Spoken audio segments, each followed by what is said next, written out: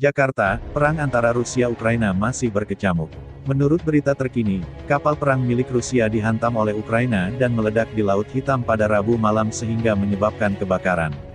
Seperti dilaporkan The Guardian, Kementerian Pertahanan Rusia mengaku, seluruh awak kapal perang Moskva itu sudah dievakuasi. Kapal penjelajah Moskva dari armada Laut Hitam rusak parah akibat ledakan amunisi yang terjadi akibat kebakaran. Awaknya dievakuasi, tulis media pemerintah Rusia TASS, mengutip Kementerian Pertahanan Rusia. Seorang pejabat Ukraina mengatakan, kapal Moskow telah dihantam oleh dua rudal, tetapi dia tidak memberikan bukti apapun. Kapal itu berbobot 12.500 ton dan memiliki awak sekitar 500 orang. Di sisi lain, Moskow mengklaim, lebih dari 1.000 marinir Ukraina yang mempertahankan kota pelabuhan Mariupol sudah menyerahkan diri.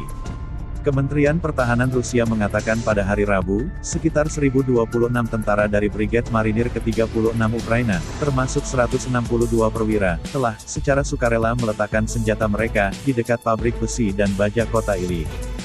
Namun klaim itu masih belum bisa dikonfirmasi. Al Jazeera melaporkan, siaran klip televisi Rusia menunjukkan orang-orang tidak bersenjata dengan seragam militer sedang berjalan dengan tangan, dalam apa yang dikatakan sebagai penyerahan diri di pelabuhan Mariupol yang terkepung. Rusia juga dilaporkan sedang meningkatkan kekuatan dalam serangan baru di wilayah Donbas.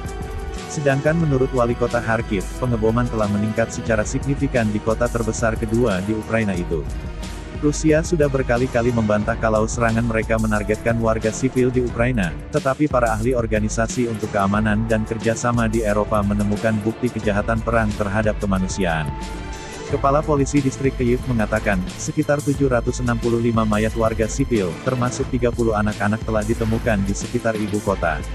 Sedangkan terkait dengan sanksi yang diberikan, Presiden Rusia Vladimir Putin mengatakan, negaranya bisa dengan mudah mengalihkan ekspor energi dari barat ke negara-negara yang benar-benar membutuhkan, sambil meningkatkan konsumsi minyak, gas dan batu bara dalam negeri. Sesaat setelah invasi terhadap Ukraina dimulai pada tanggal 24 Februari tahun 2022, pemerintah Rusia segera melakukan pemblokiran situs web, aplikasi yang dianggap tak sejalan dengan kehendak Kremlin. Ini membuat BBC, Instagram, dan 400-an situs berita daring seketika tak bisa diakses masyarakat Rusia. Kecewa terhadap pemblokiran membuat pengguna Virtual Private Network, VPN, meningkat.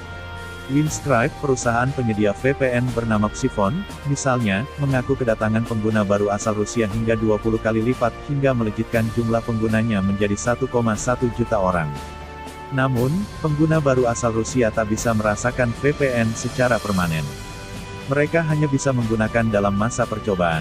Pertama ini terjadi karena VPN tak gratis. Dan sejak invasi dimulai, Amerika Serikat serta Uni Eropa melakukan serangan balik dengan memblokir sistem pembayaran ala barat, memblokade Rusia dari penggunaan SWIFT, Visa, dan Mastercard, serta Google Pay dan Apple Pay. Hal ini membuat para pengguna VPN asal Rusia tak bisa membayar fasilitas yang hendak mereka gunakan untuk terbebas dari pemblokiran internet.